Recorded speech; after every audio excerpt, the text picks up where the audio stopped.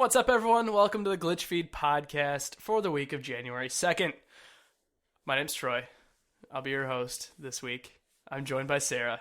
Hey. And Justin. Hey. Welcome back from our little 1 week hiatus. Not a lot happened, so we're okay. Well, it was 2 weeks for me. 2 weeks for Sarah, 1 week for Justin and I. But thankfully, we didn't miss a whole lot, I feel like. Yeah, not a lot happened between the end of December. Yeah, it was a very quiet month, I feel like, it's nice. It was nice after like the November, rush of stuff. Just kind of get a little bit of a break for us, which is nice. It's very nice. So, forewarning, I'm sick. Sarah is sick as well, correct? I'm on the recovery end of being sick. You're on the start end of being sick. And Justin, are you healthy? Nah, probably not. Oh, I'm sick by association, if anything. That's fair. So let's knock right into it.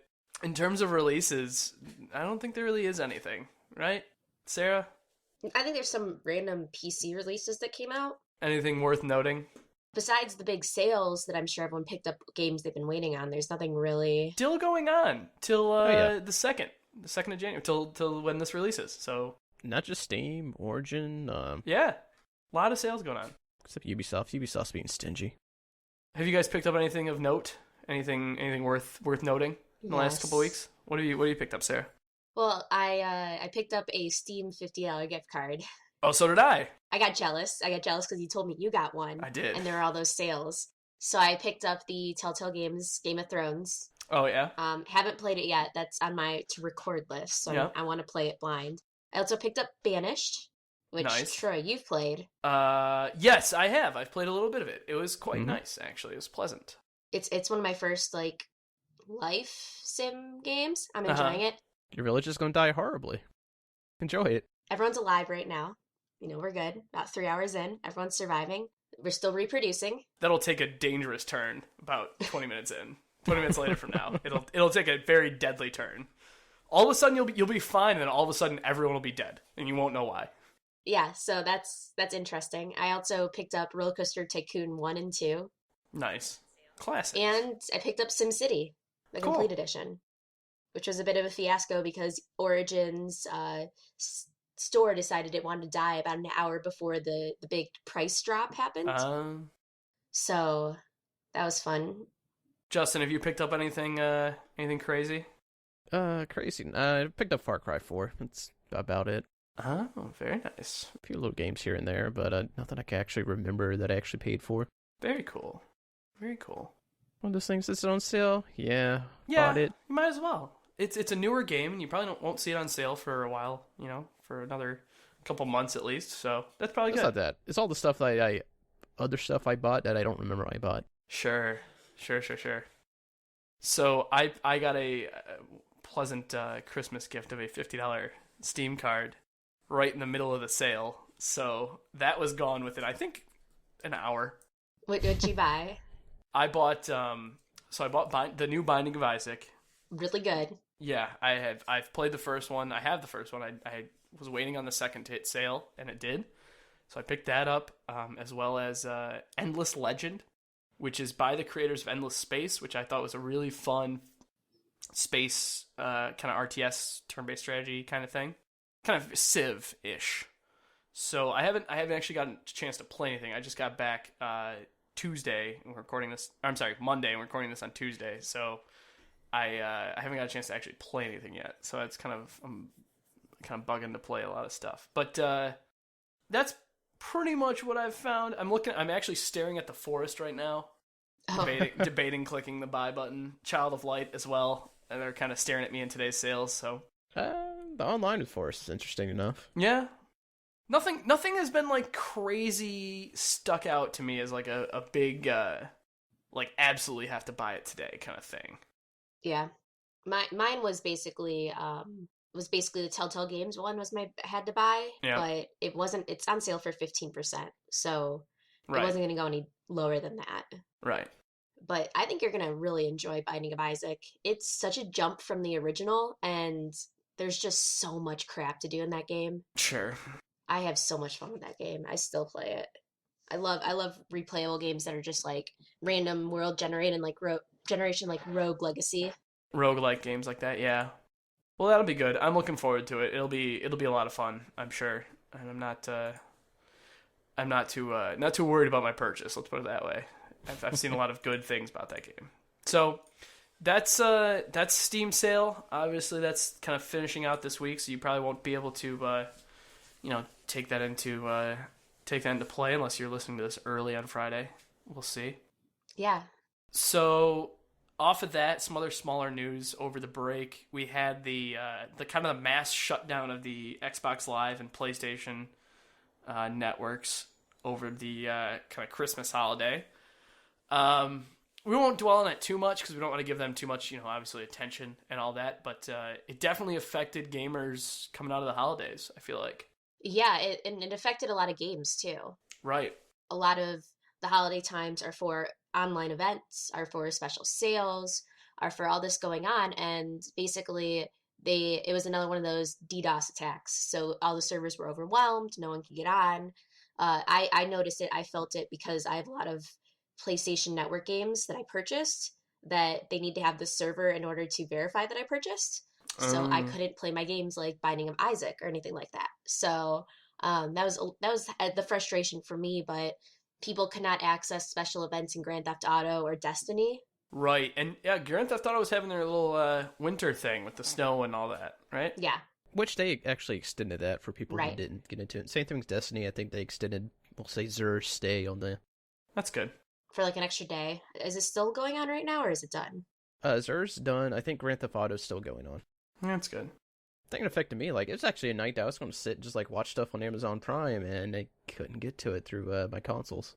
This kind of makes me think of that whole joke with a broken escalator, where people are like, sorry for the convenience. Like, people are like, sorry you have to spend time with your family during the holidays instead of play video games. Well, the crap part of it is a lot of people probably got these consoles or got these games as gifts over the holidays, and we're kind of anxious to play. And I saw one post of like, the middle class family in the middle of nowhere that has no idea what they're doing, buys a PS4, can't get it to turn on, and then they take it back to the store and return it because they don't know what's going on. They don't know how to Google things, and kind of gives them a bad taste in their mouth when getting an exchange for another console. Maybe they won't come back to the kind of the gaming world, So it's a little downside, but probably those cases are few and far between. Did you see that news about the guy who purchased a PlayStation 4 that was used and it was just a bunch of rocks? I just saw that today. That happens like almost every year, doesn't it? It seems like every time something comes out, you see like a big post about that, the kind of like scams or whatever, where it's either that or someone buys like a picture off of eBay or something. Like they don't realize they're buying just a picture of the console. They didn't read the post clearly enough. Yeah. But yeah, someone returned a PS4 to Walmart, what seemed to be sealed, and turns out it was filled with rocks in a bag. So, do we know if it was the returnee that did it or a Walmart employee? Because if it was already, it could have been both. No, it was pretty clear that the item was returned, or was open box or something. Yeah. To the extent that it was returned, and the Walmart just didn't check.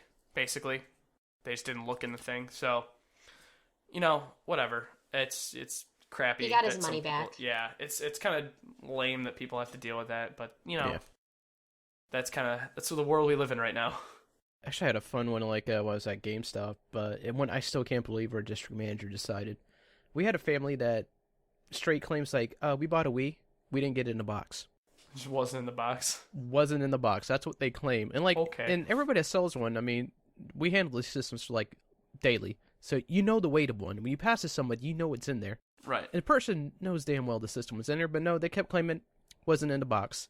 Yeah. So our district manager actually gave that complaining customer another Wii for free. This is back when the Wii just came out. Oh, that's even worse. Yeah. The fun thing is, I think they came back the following year and tried to do it with the Vita. That's rough. So yeah, it sucked. People suck. That's just. The customer service, it's like they can argue their way up to the top, where they're basically like, the guy could take it home and come back with rocks in it and be like, no, I got rocks. No one checked. Right. No one confirmed it. It's not like Pizza Hut where they open the pizza and show you that you have the pizza. if they don't check, the person's like, well, here's your money back. Sorry. That's kind of that. The other news from this kind of past week is the Halo 5 Guardians beta kind of started out, kind of picked up. Yeah, it did. I got a few matches on it. It's different. It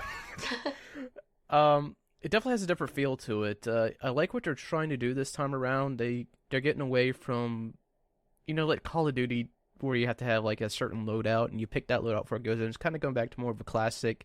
Everybody has the same abilities. It's all about finding the weapons on the map. Good. Now that's something they do with Halo 4, where they switched that loadout kind of thing, where it wasn't even that customizable, but it kind of limited what they could do in the map, and then they took out like map spawn of weapons, which I always remember a big thing in Halo 2 and 3 was knowing where the rocket launcher spawns on the board and knowing to get there first. So they actually make the game about the power weapons. Like it's straight up power weapons about to spawn, and it actually shows you where they spawn at.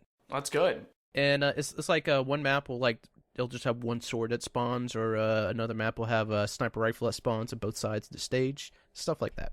It's interesting. They do have abilities, and they don't really instruct you how to use them. I'm surprised. I mean, they have a video that talks about, hey, you could do this, but they never actually tell you how to do it. Evidently, like you could do like a ground smash, like float in the air and smash someone on the ground. I didn't know how to do that to start. I had to go back and look through the options.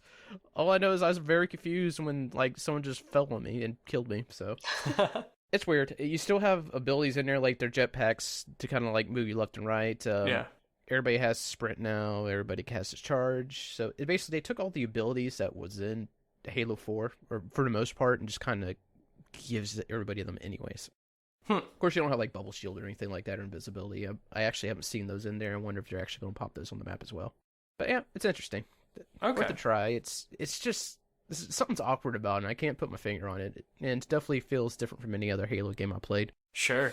Yeah, I'm looking forward to jumping. I just finished the download last night when I got home, and I'm looking forward to kind of jumping in. I'm excited to see kind of what they did with Halo 5, with the notes they got from Halo 4, pretty much.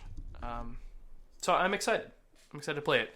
Yeah, so with the release of the beta, 343 and Microsoft came out with 3 pricing for pre-orders for this game, which is the first one, your standard one, which comes with a poster, I believe, and it's $60.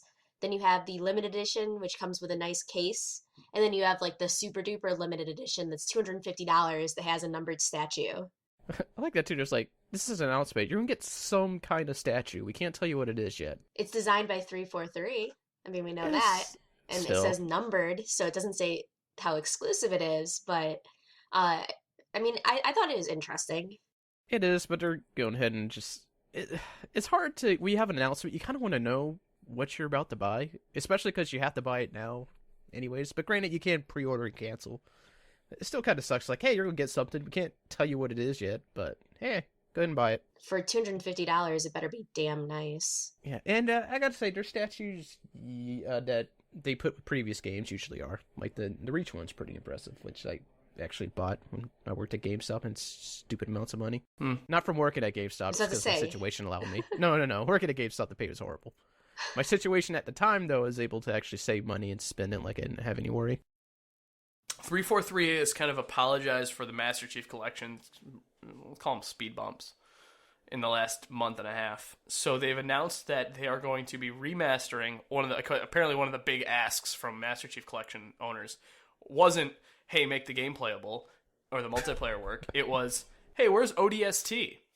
So they are remastering ODST's campaign in the 1080 60 frames glory that Halo 2 just got. They're going to be bringing in all the voice actors, so Nathan Fillion and all those guys will be back to re-record some of their vocals and voice acting for it. And which it's nice to see, like, just not just like, oh, we're just going to upscale it.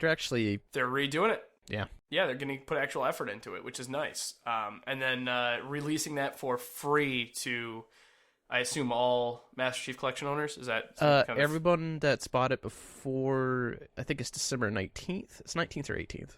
Sweet. So I get it. I should know. I did this. I'm going to say it's 19th. Let's go with that. So I have a question about this, and this is something I was thinking about. I noticed this is happening a lot lately with games coming out. You have the Ubisoft free game. You have apparently EA did this with SimCity a while ago when SimCity first came out because the servers were down. And this kind of makes me think about that big dilemma of people saying, I'm not going to buy an Ubisoft game right away because you might as well wait a few months until the patches are updated. But now it kind of seems like if it's messed up, you're guaranteed a free game because now everyone's giving away free games. And the funnest part is, like, someone's going to, like, bet on that. And they're like, oh, I know next base game, I know it's going to be screwed up. They're going to buy it. They're like, okay, what you going to give me? We give you exclusive in-game avatar. Well, yeah, but they were going to do ODST anyways. The development started before they made this announcement on the fact that they're going to put it in. They're going to put that in the game regardless. So the only decision was, all right, I guess we'll eat the, free revenue that comes with, DLCing it, putting a price tag on it. So, like, in that kind of, and then, like you said, in-game nameplates, in-game avatars, that cost them nothing to do. It cost them the cost of hiring an artist for 20 minutes to design it. So outside of the ODST campaign, it cost them nothing to do that they weren't already going to do it in the first place. I thought ODST was the least loved game. That one has some people really love it. Some people actually like that more than like Reach and stuff like it. Some people really hate it. It's different. It's the first one that kind of it pushes you in the map and you tackle the objectives the way you in which order you want to attack them. So you kind of have this semi-free roaming area. Yeah, but it didn't seem like a Halo game. It was a Halo universe game, but it didn't feel like you were playing Halo 3 or Halo Reach. That was my first Halo. Really? Yeah. That was my first Halo that came out my sophomore year when I started hanging out with all the gamer guys in the dorm. And that was my first experience before. Reach was my first multiplayer Halo, but ODST was my first step into Halo. And I didn't hate it. It was different. It was definitely different. And I'll be the first to say it wasn't my favorite Halo game. That being said, it also wasn't my least favorite Halo game. So it was a fun campaign. It was very different. It was a step away from what everyone was used to in the kind of, you versus the world, one-man army kind of thing. It was a step more into, your life is valuable, the decisions you make in combat kind of, play out a little bit more than, I got shot, I'll just run behind here and regain my shields. So it was a fun game, but I'm excited to see it come out for the Master Chief Collection. I wish that MCC actually worked in multiplayer, and I know Justin and I have been gearing up to do Halo 2's campaign and just haven't started because we couldn't play. It might now. We haven't tried it since the numerous patches, but we'll see. So that's kind of also they announced the Relic Halo 2 map, which I totally forgot about. That's something else that just hit me for all the attacks over the weekend. You know how much they got to suck? The first, they boot up the game and they can't play it because they have to do a mandatory download? Right. They finally get to it and they realize how big that download is. For one being the Master Chief Collection, that actually most of the online game content is an actual download you have to do, so you can't play it once you get it anyways. Right. Yeah, it's you have to download the game and then install the day one patch, which was 3 or 4 gigs. And now I just downloaded the 5 Guardians beta that was 10 gigs. It's like, you're already taking that much time out of my day to update after this console I just bought, just to be told, oh, you actually can't sign on anyways, because, Those poor Assassin's Creed Unity players. There's some other stuff that we missed. I'm looking at our Daily Glitch. If you guys haven't started watching, our Daily Glitch is a daily video news thing that we do on our YouTube channel. But we didn't talk about Telltale Games' newest announcement. The new Minecraft game. We did in the Daily Glitch. We did in the Daily Glitch, but... I did, I think, in the Daily Glitch. No, I did. I edited yours, that's what it was. You did edit. So Telltale and Mojang announced they're doing a Telltale Minecraft game. It's like Minecraft story mode, which everyone flipped out about because they're like, I don't want to have a story Minecraft. This is going to ruin Minecraft for everyone. It's like, come on, guys. Shut the fuck up. Yeah, so that was the big issue. Minecraft's always been, you create your story. And they've announced that basically they're going to do a Telltale game in the style of Minecraft, but it's not going to be official. It's not going to be an official story for Minecraft. It doesn't feature Steve, the default player of Minecraft. It doesn't kind of take place in the Minecraft kind of, world that It's more of a kind of unique experience to Minecraft. Basically a story set in Minecraft. Not, the story of Minecraft. Right. So that'll be interesting. It'd be interesting what kind of story you could drive in a world like that where you do what you want. Like, how are you Right. going to focus an objective? Well, in one sense, it gives them a lot of freedom. They can write whatever story they want. Oh, yeah. They just have to voxel all the graphics. I want this thing to be, like, seriously, like, epic, dark, gritty. Bloody. Yeah, just set everything to be cubes. But, so that's a thing. There's not too much information on it. There's a cute little flash gamey thing you can play on Mojang's website about it that... I want to have amazing voice acting. That's the most serious of all. No funny jokes sure. or anything. So Just- Telltale basically, though, has created this partnership model where they did Borderlands stories, Game of Thrones stories, The Walking Dead, and now the Minecraft. I mean, just think about everything they could move forward. They could do like Half-Life 3 could be a Telltale game. Or, say, Star Wars, for example. Even take it to the more narrative market. I was saying, I wonder if they'll start hitting up like Lego games and start hitting like Lord of the Rings and comics. Like, what if they start hitting? I mean, they already did kind of with Wolf Among Us And The Walking Dead. and Walking Dead. Yeah, so imagine if they start getting like they partner with Disney, start doing Marvel stuff or Warner Brothers with DC. That may be interesting. And people don't need to like it, but I mean, with the Borderlands, that was, according to the reviews, they hit that out of the ballpark in terms of gameplay and fitting into the universe. So it's not like it's just crappy games being produced. They're actually like doing a lot of good stuff with it. So I'm really excited. Granted, it's the same type of game being produced, but I mean, that's what you buy it for. You buy a Telltale game for a Telltale game. Yeah. Right. So another thing that came out, I don't play this a lot, but I know my friends are absolutely obsessed with it. And it's just quick little stats. Killing Floor 2 specs came out. Did you get a chance to look at that? Well, I did a report on the not the specs specifically, but they are partnering with the NVIDIA GameWorks. If you're not familiar with that, if you hear about like the massive smoke that appears in Assassin's Creed 4 when you fire a cannon, that's part of GameWorks. It's like that's kind of like it's like NVIDIA specific type abilities or graphics you'll see, and Right. some of the cool stuff they've done, like if you played Batman or some of the other projects, like. It's pretty much like this fog, like Valmeric. Gosh, I can't say. I need it in front of me to actually pronounce it. They got special like soft shadows that actually makes the light to kind of detect it, and it's like does a ton of calculation behind the scene to pull off the effects. So it's pretty interesting. And I don't know. Basically, it's cool graphic features that you only would see on a PC game. And this is true like most PC games. They actually got these cool effects that you usually don't see. Like I think for Borderlands 2, and I'm guessing it's for the other one. Like they had this like real cool blood effect that you can only do on PC, and I think it was an NVIDIA feature as well. Like the blood will actually kind of glob together and fly around, or like if you shoot a flag, you see a bullet hole go through it. You can actually like, chop flags off by just shooting them. I didn't even know that was just PC only. I never noticed. Definitely, yeah, like it's just cool effects that you wouldn't think anything of until you actually see it and mess around with it, and it just adds so much, just brings you to the game so much more. Yeah. So that a lot of people are excited because apparently Killing Floor is a lot of fun. Oh, it is. All right, so now it's kind of news, and we, as you can tell, we're kind of reaching for stuff because a lot of this is all about end of the year, play your games, get ready for 2015. So kind of to end our podcast for the year, we wanted to go do our little game of the year review type thing of the top games that we enjoyed in 2014. And we don't really have a list for this. We're just talking about stuff. So join us as we discuss our favorite games for 2014. I guess I'll kick it off with the beginning of the year. I was looking at this list, and we have this whole list, and one of the big games that came out was Goat Simulator. That was What? this year too. That was in 14? Yeah, that came out in 2014. That came out April 1st, 2014. No way. Totally did. Wow. Oh, that feels like last year. Wow.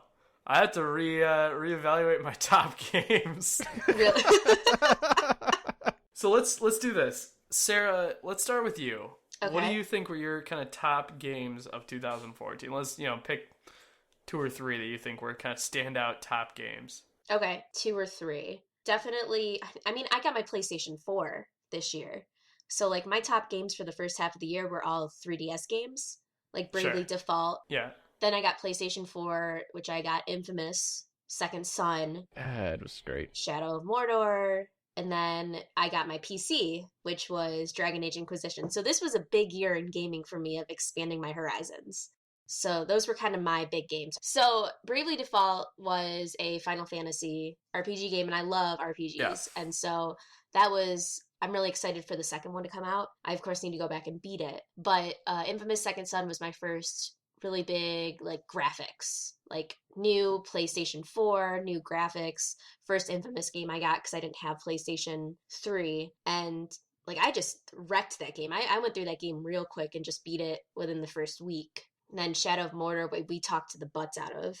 Sure we did. Oh yeah. I mean, that's my list, and I'm sure you guys have the same games on your list. Sure. Justin, what are you thinking for? I'll say, like, definitely Infamous Second Son. It kicked off early in the year, and just the game looked phenomenal. Like, this is the first game I played that I'm like, yeah, this is next gen. This is what I should expect from this generation of gaming. And not only that, also the expansion came out this year as well, which expansion will also be free for all PlayStation Plus subscribers next month. I'll be playing it next week. Oh, it's so good. God, I think I remember you streaming this, weren't you, Sarah? I was streaming my second playthrough because I wanted to go evil. I went good on my first playthrough, and then I kind of just hit a wall, and I need to go back and beat it so I can get... I heard it's really easy to platinum and or 100%. I need to do that. I think the only game I ever platinum is just Uncharted 1, and that was it. Kicking off, not quite a full game, still a game though. Metal Gear Ground Zeroes this hit out this year to kind of give you a taste of what Metal Gear 5 is going to bring. And also it does serve as the prologue story. It's nice to get my hands on it, especially since I'm a huge Metal Gear fan. I wanted a taste, and that's exactly what it is. Pretty fun, and of course, like, people will like say, oh, you can beat it in 15 minutes. That's if you know what you're doing. Like, actually, first playthrough took me like 3 hours. And then even after that, there's extra missions, and there's actually a ton of different ways you could tackle the missions, different orders, and a bunch of stuff to collect within it. So actually spend a good amount of time in that. Not a new game, but something that kind of revived the game. I know, Troy, you may get into World of Warcraft side, but Diablo Reaper's Souls, the big update before, and then the actual expansion pack hitting it, kind of like a lot of people were just done with Diablo 3, and just they hated it. They didn't like how the loot system was, and then this patch and this expansion kind of fixed all that and brought life back to kind of a dying game. So it was nice to get back into it and get some friends back into it. And Dark Souls 2, got into that this year. I need to go back and finish it. You hear about it, hard game, punishes you, you die a lot. Not really too much to get into there. But this is the year that I actually bought a Wii U, and the game I started that off with was Mario Kart 8. First game I played in a while that, like, I was having fun. Just had like a pure smile on my face from playing the game, so that was special to me. That was a fun one. I played that on release as well, and it was really successful online play during release. There's a lot of content. I really liked the new design in the races where they took the like 3D going around the world. Like, it was just pretty. Oh yes, and it's damn pretty. It's like, and to all these people say Wii U doesn't look great, it's not up to par with visually speaking. They made it work. It's a gorgeous game. I mean, Smash Brothers came out, and granted, Smash Brothers is great, but it didn't have the same impact on me as Mario Kart did. As far as like a remastered, I started playing Last of Us remastered. Just it shows when they bring HD remakes or remastered games, it shows how to do it properly. They actually went back to put higher res textures in, which look amazing.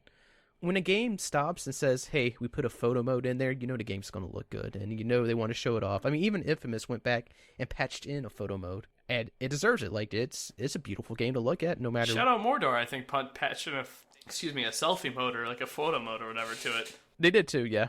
I like when games do that. Like, they straight boast, like, damn, our game looks good. Yeah. I played Sunset Overdrive this year as well, also. It is a game that kind of just didn't expect much from. I kind of got excited about it. Talked a little bit to developers at RTX. Then, I don't know, it's just really fun to play. Or I haven't seen that unique of a game in a while. Like, everybody's kind of like staying to what they've done or going to sequels or, crap like that. This one's just, it's just a crazy game they threw out there. So it's nice to kind of get back to like that platform and stuff like, and just crazy shooting like that you would see in like a Ratchet and Clank. Right. But of course, I mean, all the other stuff that came out, we got Shadows of Mordor, we got Dragon Age, we went to those a ton, so. I'm sure we'll still talk about them. Oh yeah, definitely.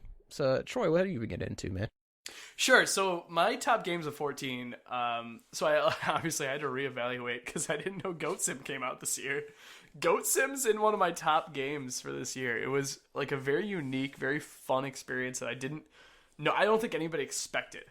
It was totally off the wall. It kind of It wasn't supposed to actually come out. People like begged this Yeah. developer to put it out there. It was just like, it was just a crazy idea that they're like, I guess we have to, because if everyone else is putting it out. And now they have MMO edition. God, the MMO, I've played that for a while. It's a lot of fun. yes, it is. I love the magician class. It was a lot of fun. So that was, I definitely one of my top games. The Banner Saga was also one of my top games. The single player campaign was, I think, amazing. One of my top. I'm a huge fan of the kind of turn-based strategy that is like Fire Emblem kind of thing. So so Banner Saga kind of has that feel where, you know, it's a strategy game and you kind of, the decisions you make in the battle kind of really affect what you're doing. Yeah, it's just like Fire Emblem. Like if someone dies on there, they die. Yeah, they die, and it's a big deal. I remember playing Fire Emblem for the first time, and someone died, and I'm like, that'll be fine. Thinking it's like Pokemon where I can just revive them. No, they're dead. Yeah. They were like real dead. Yeah, that's so much rage of just spending an hour on a level and then having someone die right at the end and having to restart. Yeah, it's like, I can't save this one. I can't handle anyone dying. So that was one of my top ones. Also on there, I've said this before, World of Warcraft this year really kind of changed my life.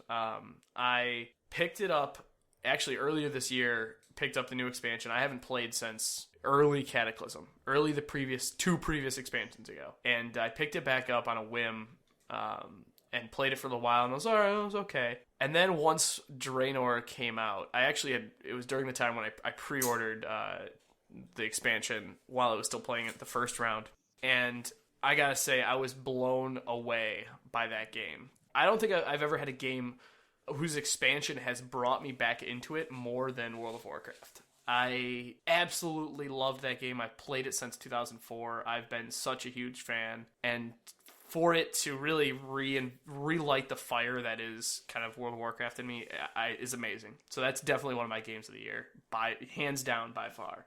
Outside of that, I'm still have so much left to do in Dragon Age. A lot to do in Dragon Age. In fact, right before break, the last thing I played was Dragon Age, and the last thing I got to was I just got the new castle. So like I thought I was getting close to like not the end of the game, but the end of like the midway point in the game. Oh no. Turns out I was just finishing like the tutorial of the game. Pretty much. Yeah. I keep wanting to get back to it. Every time I do, like, oh gosh, this is going to take so much effort to finish. So much left to do. Same I know here. I have so much left to do. So I've been kind of gearing up to kick into that a little bit more high stream, kind of this week and next. So games of the year, like I said, World of Warcraft, Banner Saga, Dragon Age, obviously. I played Shadows of Mordor a lot. Game of the year, maybe not. Definitely game of the fall, I would say. Really? Yeah, because, I mean, comparative for me, I didn't play Destiny. Mm-hmm. I was jaded by Master Chief Collection. I was jaded by Assassin's Creed Unity. I'm jaded by Destiny now. Yeah, it's just like, and even if I hear people who keep playing it, it's like, all right, I keep playing it, but I don't really want to. But there's nothing really else out. So, I mean, that was definitely the game of the fall in that there really wasn't that much else around it. No, and it really kind of kicked off the big, end of the year rush of games too. Right, it was the first of many big releases. You had Call of Duty, you had Halo, you had Assassin's Creed, and I think Destiny came out right before that. So you had a lot of big games kind of releasing around it that might have stolen the show, but I think it was a little bit too brief of a game to call it Game of the Year. Now, that being said, when they release, and I've said this before, when they release Shadows of Mordor 2, whatever that is, in whatever form that takes, the spiritual successor, if you will, yeah, that'll be hands down Game of the Year. I think they've set up a lot of great groundwork with Shadows of Mordor, and whatever they build off of that, off of the Nemesis system, whether it's Lord of the Rings or something totally different, I think it'll be amazing. So I'm looking forward to that for the future. But I don't think it was Game of the Year. So I'm surprised you didn't talk about your true Game of the Year. Oh, right. I'm sorry. My real Game of the Year. Keep up this whole charade. Well, you got it, and you built up the hype for it. And have we even actually talked about it? I've talked about it. I've talked about it a lot, actually. Yeah, my Game of the Year is Digimon All-Star Battle Rumble for the Xbox 360. I played a lot of it. It's a game. It's a game. Sure is something. So speaking of games that came out this year that weren't on our list, definitely Watch Dogs. Another game, blah. Just really kind of yeah. Do you want to go into this? Biggest flop of 2014 for you? Well, that's what I was thinking, that we could kind of, I mean, there's games that I'm looking at right now that either flopped or missed our attention, like the Borderlands pre-sequel or Watch Dogs or... How could I forget Hyrule Warriors? Oh my... Hyrule Warriors. Playing a lot of hours into that. So what was your biggest kind of disappointment of 14? Let's do that first before we go into like the biggest missed thing. It's between Watch Dogs and Assassin's Creed. Probably Assassin's Creed. Yeah. I'd have to say Watch Dogs personally. Watch Dogs. I gotta say Watch Dogs I still kind of enjoyed just at least playing some of the core stuff, while Assassin's Creed is just broken all around. In both of the games I couldn't finish the story. I'm a very much if you lose my attention, I'm done with you kind of player, where Watch Dogs, I got through like the second act and I'm like, I'm done. Like I've seen all I can in this game. It's the same story, the same missions, the same everything. I'm just bored. And it didn't look good, it didn't perform good, it was crappy on PC, like, I just didn't want anything to do with it. Assassin's Creed Unity, on the other hand, I've only hit one big major bug, and it crashed the whole system, and I haven't picked the game up since. So, for what it's worth, it didn't terribly jade me, but I can see where a lot of the issues are functionally with the game. But there's a difference between bugs and story. Sure. That's the thing. It's not just the bugs. This Unity. It was a story as well. Like it added nothing to the overall arc. It's just this central story that doesn't really connect with anything else other than they mention. It's like, there were other assassins. Yeah, they kind of follow, but and they've been declining in that whole, because I always thought the best part of Assassin's Creed wasn't just like the running around and the assassin story. It was the kind of what was going on with Desmond and what was going on behind the scenes with. Like, with Animus and all that. When you play Unity, you're not going to add anything to the other story, and you're also not going to spoil the previous story, because they really do not interact with each other. That scares me, because I've always been pro Assassin's Creed, where I'm like, it's fine, they've got enough of a story to warrant releasing a game every year. And hearing that this story is basically them sitting there like, I'm confident enough with Assassin's Creed that I don't have to contribute anything. This is just a game. People like the game enough just to play. Like, that kind of scares me, because that tells me the franchise is kind of plateauing. Which, this is why I really want to play Rogue. I haven't played it yet, because I'm waiting for the PC release, which I'm honestly going to wait when it releases to see how it does. But the story, it actually touches back on 3, it mixes in with 4, and it kind of links some of the in-betweens there, and it's supposed to somehow link with Unity. But, the story actually goes back and goes to previous characters, so I actually want to play that one for the story alone. I've heard a lot of really good things about Rogue, too, in that it's I don't know about better than Unity, but a more Assassin's Creed story than Unity. I just wonder if they maybe released on different days. Well, then it would have gotten a lot more attention. Well, I'm sure, and I'm sure Ubisoft didn't want to bring too much attention to their last gen release when their big next gen release was coming out. It's more the appeasing the last gen fans while we're putting out this new product kind of thing. Yeah. But all in all, I think Assassin's Creed for 2014 was kind of a big for the year, regardless of really how you feel too much about it. But so outside of those, Sarah, do you have any big blah games for 14? Like I said, Watch Dogs. I mean, I'm very picky with games that I buy. I didn't even pick up Assassin's Creed yet, so it probably would have been on my list of blah if I would have picked it up and had all those issues. But I usually wait when I pick up those games, so I guess that's a good advantage for me. I was really excited for Watch Dogs, picked it up without reading anything, and then it's just sitting looking pretty. Yeah. So like I said, it's not wonderful. And game I forgot to mention for a good game of the year is only I forgot to mention because I just picked it up, but Ubisoft was a total fail. I played Far Cry 4 and the game's amazing. Another one I've heard good things about. It was kind of their saving grace was Far Cry 4. It was I kind of was hesitant on it because I hear it's just like 3, and from every gameplay footage I saw, it looked just like 3, but they added so much more to it, and it's not the game, the story that draws you in or anything like that. It's actually the world around you. The animals will interact with you. They will interact with other NPCs. NPCs will interact with the animals. And by that, I mean they try to kill each other at all times. Right. Awesome. You'll hear someone yell, just, "Eagle!" Eagles are terrifying. Eagle! Pretty much. It was to a point where I actually watched a group get into a truck, one in the back with a gun, chasing an eagle down, driving after it. And then a rhino comes out of nowhere and nails the truck, so nature won that battle. Oh, Jesus. I mean, you'll see an eagle just swoop down and pick up a pig right in front of you. You'll be trading with the trailer, and then another eagle comes down. Jeez. I was playing with Josh, and we're hunting down fish, and these are like terrifying fish. Like when they get you, like it flips you all the way around, so you have to look them in the face while they tear you up. So like I just got attacked. I'm crawling out, then Josh is getting attacked. He's screaming. Now I see him crawl around. All of a sudden, out of nowhere, a crocodile comes and snatches him and brings him back underwater.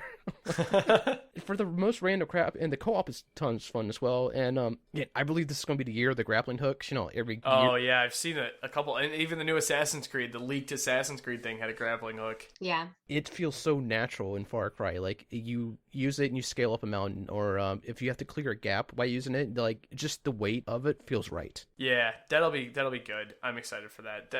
It'll be a lot of fun. Yeah, I highly recommend a pickup if someone's just curious about it. It's fantastic. Okay. And I haven't tried the multiplayer, like the PvP multiplayer yet, but I heard it's really good, really unique. I don't think I actually ever played the Fallout 3. I have Fallout 3. I don't think I ever played multiplayer in Fallout 3. Wait, Fallout or Far Cry? Sorry, Far Cry 3. And Far Cry 3 wasn't great. Like, there wasn't really anything special about it. I think you still make maps in it, but they kind of had, like, this whole checkpoint guarding and stuff like that system. And So I didn't miss anything. Far Cry 4, they took a step up and they made something unique with it. Okay. I'm fine with that then. So I'm all about indie games, and this seemed like a year for indie games. I mean, that was featured in E3 and everything. So I'm just curious about you guys. It's something that not a lot of people talked about, except for, Goat Sim. But I noticed titles like Shovel Knight, Valiant Hearts, and This War of Mine, and the new Binding of Isaac update. All those titles came out this year. Oh, and Nidhogg came out this year as well. We had some fun with that. Nidhogg! So what games that kind of were below those AAA titles and all that talk did stood out, or you really enjoyed playing this year? Troy. You named them all. Nidhogg, Yeah. Valiant Hearts, Binding of Isaac. I just bought. I'm looking forward to playing it. This was definitely the year of quality indie titles. I think we had last year where it was kind of meh, and I think one of the years was the year of early access indie titles that didn't really make it. I think this is the year that they're finally coming together a little bit more. Like I said, Valiant Hearts, easily one of the best narrative games I've ever played. God, yeah, things like Nidhogg, where I saw that it added multiplayer. I messaged Justin, said no words, and said, we're playing this game now. I don't care what you're doing. Log on and play. I don't think it was like that. I think it was just Nidhogg ? Nidhogg? And then I logged on. And so the story was I called you, but my microphone wasn't plugged in. So I'm just talking to myself, just not asking any questions. Just, hey, you want to play? All right, good. All right, well, let's do this. All right, you're not responding, but whatever. And Justin didn't even ask any questions. No, He no, just- I was. I was trying to talk like to you too. So something was definitely not working there. Yeah. The thing is, no, I don't think it's your. I think your headset was working. Your mic was, because I heard like stuff in the background. Oh, either or then. But it was still just silence played. I wasn't even on. I just walk into this chat like an hour later and just see you guys had a call for 20 minutes and the question Nidhogg, and then it just ended. And I'm just like, well.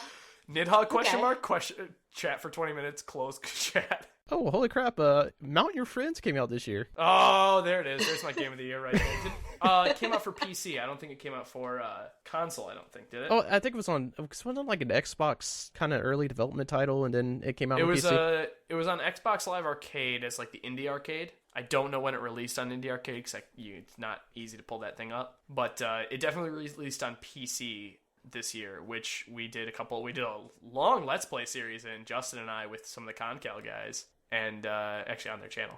That was another game that you guys played before and after our podcast, where it yeah. was just like, it would just be That's like, right. hey, you want to play? Yeah, sure. Why not? You want to play some Not Your Friends? I'm still awesome at that game, and it's actually helped me in games like I Am Bread, where like that kind of physics come into play. I'm like, I got this. I know how to fling myself. I got this. So, but you kind of made a note that a lot of indie games that have been out on PC are coming out for console as well. Sure. Like Yeah. Terraria, all these other stuff. So, I mean, that's also a big thing. A lot of people who aren't used to these, like me before this year, that didn't have a PC, still get to experience Right. all these games. A lot of big name kind of games came out rather than coming out on the PC. They came out on console. Spelunky, I know, was one of my big highlights that I had in my notes of games that came out in 14. I'm just totally forgetting that game came out like 2 years ago, but it just came out on PS4. Awesome game, Spelunky, by the way, if anyone's ever thought about picking it up. Then some other things they're just making over to consoles is like Hotland Miami. I can't remember if it hit PS3 next year. Actually, no, I think it is new to PS3 and PS4 this year. Yeah. I believe it did. Rogue Legacy, I'm pretty sure came to PS4 and PS3 this year. Yes. Definitely the year of kind of the ports, but good ports. Pretty quality releases there. So something that we also skipped in terms of flops. It was such a flop that we didn't even talk about it. The Sims 4. No, we don't even worry about The Sims 4. No. Okay. Just passing by it. We all know what happened with The Sims 4. If you don't know what happened with The Sims 4, just Google it. Just Google The Sims 4. Hang on. Go ahead and Google it. We'll wait. All right, good. So now you know exactly what happened. Other big games that came out: Five Nights at Freddy's. See, Go ahead and name all the games I'd never played. So go ahead. Well, no. You got your time. These are games that, as someone who watches streams, just kind of took over the streams, like PT. if you're not Five Nights at Freddy's, why don't you go ahead and announce the sequel that came out a couple months after? Yeah, Five Nights at Freddy's 2. So, I mean, these are big indie titles that came out that just kind of went crazy, that everyone watched and everyone played. I'm going down the list. That's the only reason I'm talking about this That's stuff. fine. Oh, and one thing that should be on the list, because it's actually a fantastic game, is Wolfenstein New Order. Oh. Also quality, really overshadowed, I think. I feel like it came out at a kind of a dull time, and it didn't really get the attention it kind of deserved. And the thing is, like, I mean, do you remember playing those old classic, just corridor shooters that was just... Yeah, the classic Doom, classic, Wolfenstein. I mean, Wolfenstein? Yeah. Wolfenstein, yes, it brings it back and it does it so well, and I'm like really hopeful what the next Doom will bring, because it's gonna be same developers. That'll be good. It's a really solid shooter, and if you haven't played it, pick it up. The game's amazing. I'm telling you, give me on totally separate gear. Give me another Unreal Tournament, and I'll be a happy camper for another 6 years. I've played Unreal Tournament 2004 in the last year, and it was great. Still, 2004 is great. It's a great game. I need to go back and grab that. And sadly, Right. the one that came out after that wasn't. But What about Civ Beyond Earth? ooh. Another quiet release, quality game. I don't think game of the year. I think it was a good game to release, but we played it out here on the podcast, and it was fun, but I don't think it really won any of us over. It was just kind of another Civ 5. It was a little too confusing, I feel like, for a lot of people. It's another Civ. It's fun. It's great, but it's nothing special. It was nothing special. I think we were all hoping it was going to be a lot more, and it delivered, but it didn't blow us away. If I can the best speak way for to put us. it. Yeah. So, was there anything else that kind of stood out to you this year that we didn't talk about?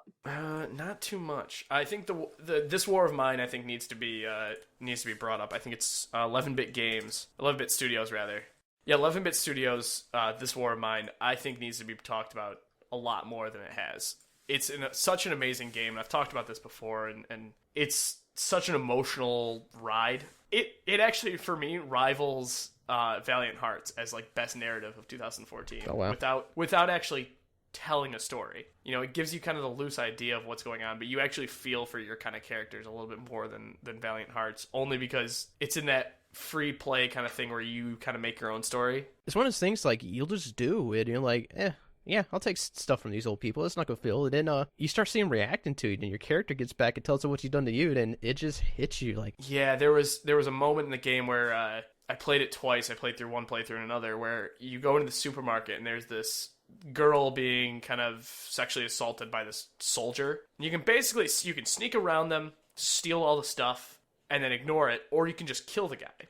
So playthrough 1, I killed the guy, and it was like they got back and they're like, man, I'm really glad I did that. I'm really glad I stepped in there.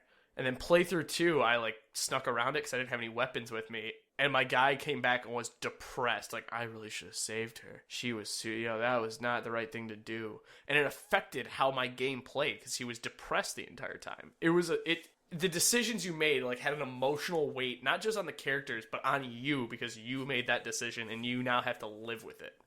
It's I think one of my top games of the year. It was a little functionally kind of the same old thing, but it was narratively, oh man, what a good game. One game I haven't played, so I can't talk too much about it, but I heard a lot of good things about is Divinity Original Sin. That hit this year as well. That was another game that it was quiet, but it came out. Yeah, and I feel like I should talk about it because I'm actually like looking through the screenshots through Steam, and actually went back and put like all the review scores on each screenshot. Like one's 9 out of 10 from GameSpot, the other one's 9 out of 10 from Game Informer, 9.5 out of 10 from Polygon. So I would love to talk more about it. I heard good things. It's just like I didn't get a chance to play it. Go play it. Yeah, go play it. It's still a bit. It's not on sale enough. Okay. Wait for the daily sale, maybe, or the flash sale to come out. So, briefly, we're kind of running long on this one, but we apologize. But we also don't apologize, because We're still good. We're good. fine. So, just looking for... Let's shift off of 2014, unless you guys have anything more you want to mention on 2014. Anything last... There's a lot of good games. Take advantage of the sales. Keep an eye out on games. This was a good year. This was a good year. I think this was a great year for gaming, and I'm excited to see what 2015 will bring. Segue. So 2015's upon us in a couple days, and by the time it's released, it'll be 2015, which sounds weird to me. But so we have a couple games we want to talk about quick that are coming out in January that kind of struck our interest a lot. First of all, being Dying Light is actually coming out in January. I didn't realize it was coming out this soon. 27th. Justin got a chance to play that in the last preview. Oh, yeah. Actually, I've been playing a lot. I have like 20 hours logged onto that. I'm just wandering around one map. Really? Is it still open? Is it still... Oh, yeah. I can still play it. I'm pretty sure I can play it up till when it comes out. And I'm hoping it just rolls right over to a full copy. Let's hope so. But, I've just been playing on the... Because there's more maps than the one I'm playing on right now. I can't actually progress in the story either, but just running around, I'm still having fun, and I've been streaming it, and people are watching. I don't understand YouTube. I'll put it this way. I actually started dumping my broadcast to one of my YouTube channels. It's a YouTube channel I don't advertise. I don't tag. I don't get it out there any way, shape, or form. Not like the advertising we do on the Daily Glitch. Yes. Which you can find us on YouTube, youtube.com/c/glitchfeed. So from not advertising, the last 28 days, I had 1,500 views. I had almost 13,000 hours watched. Wow. I haven't done a thing with these videos. People are, and this is crappy footage too. I can't stream well because due to my internet connection, due to my location. And people are actually watching this stuff and commented on it. So people are excited. People are actually watching me play it. I'm still enjoying playing it. Wow. I'm actually kind of excited for it. Let us know if you guys would like us to do some stuff on our channel. Spoiler alert, you'll see some things in 2015 from us. Oh, yeah. I'm excited. It'll Maybe be fun. some cool stuff. So that's exciting. Justin, you got basically an editorial copy of that. So Pretty much. it turned from an editorial copy to pure enjoyment for you. So that's a good sign. And you're playing 20 hours on one map. It gave me a boom in Twitch as well. It makes me think I can actually do it. So that's also nice. I went from maybe 3 people watching, 17 subscribers, being 10 people I already know, to 300 subscribers. Yeah. Nice. It's a nice boost. I definitely are going to owe something to Dying Light. So I don't know. It's going to remain there. So also January 27th release is Grand Theft Auto on the PC, GTA 5 on the PC. Can't wait. I cannot either. I've been looking forward to that. I've actually held off buying it on the next gen. Extremely tempted to pick it up too on the next gen. I have too. I've looked at it a couple times. I actually picked it up in a store recently and said, "Man, I could walk out of here with this today." And then remembered PC's coming out in January. You can just wait. It'll be fine. It'll be even better. So something interesting about that too is that Rockstar just did an Ask Us Anything column where basically they said that eventually Grand Theft Auto 5 will not be backwards compatible in terms of updates. Yes, that was in their more recent one when they're talking about heists a little bit more. They kind of announced a semi-moratorium on the last-gen consoles in that the things they want to do with GTA 5 won't be able to exist anymore on the last-gen platform just for processing and data restrictions. Well, that's the thing too. I think we saw it a little bit last year, but we're going to see. I think it's going to really hit home that we're done with last gen. If you want to play the new games, you got to upgrade. Because even Dying Light was going to come out for Xbox 360 and PS3, but they actually scrapped those versions, and they're just focusing on Xbox One, PS4, and PC. So now is finally the time to invest in that upgrade as we're looking into these new games. If you haven't already. Yeah. Yeah. Another game that's coming out, an expansion. Well, I guess I'll go with the remastered first. Resident Evil Remastered is coming out January 20th. Oh, yes, it is. I'm actually excited for that one. It's been a long time since I actually played through Resident Evil. Actually, I have the remastered GameCube version, but I never finished it through. So I'm kind of excited. I'm going to pick it up. And on January 20th as well, Saints Row the 4th Reelected or Gat Out of Hell expansion. I'm excited for this one. I picked up Saints Row the 4th. I just like that they did a 5-minute musical trailer for it. So I'm excited. It's Saints Row. It's going to be good. That game completely doesn't know what it is anymore, sadly. Saints Row is kind of devolved. I remember playing Saints Row 1 knowing it was like a Grand Theft Auto knockoff and loving it, and then like watching the series slowly devolve, not devolve in the bad sense, but devolve into what it is now of like self-actualization and you know, self-referential humor has been very interesting to watch. I will say. So moving out of January quick into kind of still the early part of the year. In February... Oh, right, before we get to February, there is one more thing coming out in January, another kind of remaster that a lot of people have been waiting for. Grand Fandango will be hitting out at the end. Oh, I completely scrolled by that. I am totally Way to go. sorry. I'm not a PS4 guy. I'm sorry. I apologize. Well, also PC as well. No, just PS4 and Vita. I'm surprised they did that. I think they announced it for all. Well, we're looking at Game Informer. They kind of suck at updating stuff, so... we found a lot of errors with them, but they are the ones that have the release scheduled in the easiest format to read for a podcast. So thanks, Game Informer. Yeah, thanks, Game Informer, for. I also may be wrong, and the PC release could be coming later, but I could have sworn they actually announced that it should be like a. Judging by the pattern, probably later, I would say. But so that's coming out for the PS4 at least, at the very least, and Vita. So that'll be cool for anyone who didn't get that experience in the '90s like I did and want to play that again. So it's worth me looking into. Probably. Yes. Okay. If you missed out on a lot of these games. What's that other... Justin, what was that other game that Josh brought up recently that I have never heard of and never played before? What, Day of the Tentacle? Day of the Tentacle. See, there we go. I had never heard of that game, and everyone all of a sudden That's was the like... thing, Sarah, you're big into Day of the Tentacle. That seems like to hold a special spot for you. Grand Fandango it's that. It's the same type of game. That's same my creators. Grim Fandango. My childhood was Age of the Empires. Age of Empires. Same difference. Roller Coaster Tycoon and Day of the Tentacle. And Mario is Missing. I played the balls out of that terrible game, too. You what? You actually own a copy of Mario is Missing? I don't know where it is, but yeah, the big, gymongous floppy disks of the original Mario's Missing. Isn't that might be worth some money nowadays? I don't know where it is. That's one of like the lost Mario games. I didn't know if it came. I know it came out on Super Nintendo. I didn't know it came out on floppy disk. Yeah, it must have. Yeah, I think it was did. a big one. It wasn't the small one. It was the big one. I don't know where it is now. It's probably thrown out on zip disk. Yeah, February. So we'll kind of go through these quicker since we can talk about it later. But Evolve is coming out on February 10th. I'm excited about that. I'm super geared for the release. I need to invest in that as well. Announced new characters, announced new gameplay, new monster, new maps, new game, story mode kind of thing for multiplayer. I wasn't as excited after the alpha. I was more excited after seeing some of the news posts following it. The alpha kind of left me like, meh, I'll play it eventually. But the news post after really got me interested in what was going to be kind of released with that. Kirby and the Rainbow Curse. A lot of people are really excited about that game. Yes. So I'm a little concerned because I don't think it's going to be the Kirby game that I want. Yeah, I want a Kirby game, like a good old-fashioned... I know! I want Kirby! I want a Kirby game like I want a Sonic game, like I want... Like, it's like, there's Kirby. A Kirby game. Yarn, and you play, it's like, this is a Kirby. I want him to suck up people and take their abilities and go through a 2D Kirby adventure. Is more Kirby That's all I want. Smash Brothers than he's been in the other Kirby games. Well, this is a direct sequel to the DS game, which is the same type of game with the stylus and not actually controlling Kirby. Yeah, not Epic Yarn, but the other one, Canvas Curse. Canvas Curse is the one you're thinking of. Yeah. Yeah, where you don't control Kirby, you kind of control like the ball of Kirby, and it kind of rolls around. Yeah, I just want a Kirby game. Is that too hard? Is that too much to ask? Like a Kirby game that is just Kirby, where you suck up abilities and you use beam and cutter and fighter, and like that's what you do. That's the Kirby games I remember. These new Kirbys are just, I don't know. They're weird. Kids these days with their Kirby games.